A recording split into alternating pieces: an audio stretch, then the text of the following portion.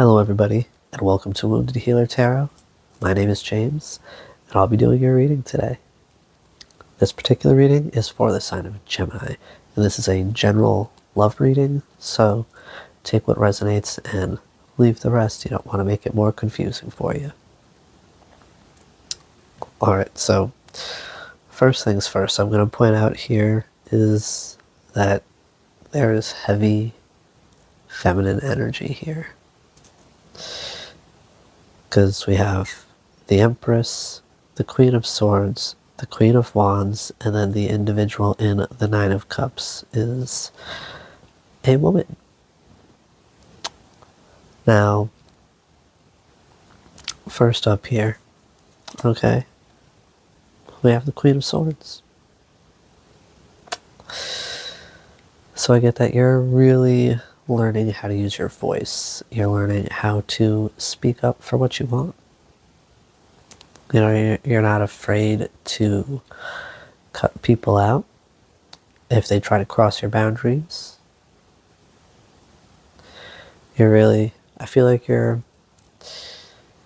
not only are you finding your voice, you're finding more like independence in a sense.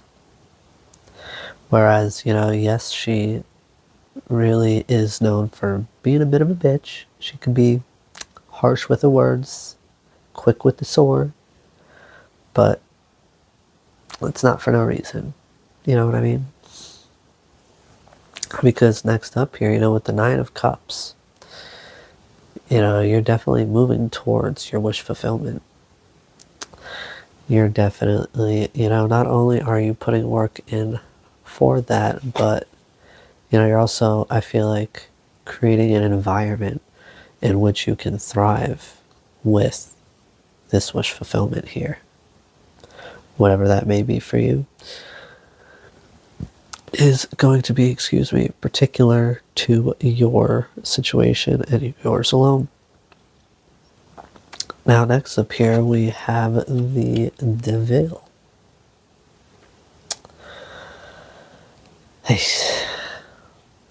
I definitely feel like this is speaking to like a toxic connection. And, you know, that doesn't mean that the connection started out toxic. Okay, shit happens over time. But I feel like, you know, things have gotten really out of balance, out of whack between you and your partner. Maybe, you know, if you're not with anybody, maybe, you know, somebody you're getting to know, somebody you're dating, you're speaking to at this time with romantic intentions. And I feel like, you know, there's a need for a separation here so that the both of you can regain balance and heal separately. Because next up here we have the Knight of Pentacles, which speaks to something that's gonna be a bit slow. It's going to take some time, and during that time, you know, it would be wise for you to plan, to be strategic, you know, have an end point in mind, you know, have a better understanding of the process and how you're going to get to that end point. Because, you know, a lot more times than not, people are entirely too focused on the destination and they're not really all that focused on the journey, so they miss a lot of the lessons and shit takes longer than it originally should have, because you keep getting the same lesson over and over and over until you learn it. So it would be very wise, you know, for you to stay conscious. Now with the Hanged Man, I feel like you're doing exactly that, because I feel like, you know, you've got a new perspective on life, on this situation. You have a better understanding here of self, of this connection, of the other individual. And I feel like, you know, that's really going to help you find balance here in the situation, find balance in your life. Because with the Knight of Pentacles, the Knight of Wands here, okay, I definitely get the vibe that you're really pursuing things that you're passionate about. And that could either have something to do with nature or animals. You could be a really big animal lover, maybe big on like nature conservation. Or, you could find, water to be very like something that really like keeps you present in a sense. It could be something that really helps you to find balance. It helps you to think, the calmness of nature, the running sound of water, just being near water can be healing. You don't even need to be in it. Okay, water holds a lot of power, especially when it comes to healing. But, regardless, I feel like with this changed perspective, you're pursuing things that you're actually passionate about now. You're no longer, holding back here for other people. You're speaking up and you're doing the things that you want to do. And if somebody doesn't like it, off with their head. Now, next up here, we have the Hierophant. So this to me speaks of a deepening of your understanding of spirituality. It can be, your connection to self, your connection to the universe, which technically your connection to self is representative of your connection to the universe. This could also speak to, the connection with your person. After you have this sort of change of perspective here, you gain this insight on your journey. You better understand what you require as an individual here with the Knight of Wands to be happy. And you understand here with the Hanged Man that, this situation will require sacrifice. And now, with the Hierophant, either this is somebody you're married to, and this is only gonna like deepen your connection to each other, because at the end of the day, you can only meet somebody as deeply as you can meet yourself. That's why, when it comes to connecting with others, the kind of connection that you have really depends on you. How far are you willing to go to meet this other person? And not like literally, like physically, but like when it comes to like being vulnerable, when it comes to having those hard conversations and, better understanding each other. But I feel like, once you get to that point where you can connect more deeply with your person, here with the Eight of Wands, things are going to start to flow more effortlessly. And, things could move forward possibly rather quickly from that point. Because also here with the Oracle here for the energies that are currently influencing you when it comes to love, the last one we have here is engagement ring. So, it's highly likely, it's very possible that once you guys come back together, there's going to be, a higher commitment, which is also what the Hierophant represents, a higher commitment. Regardless, I feel like this connection, once you guys come back together and things start going so much better for you two, you're going to be in this Queen of Wands energy where you're going to have this newfound confidence. You're going to have this like trust within yourself. You're not going to care what other people think.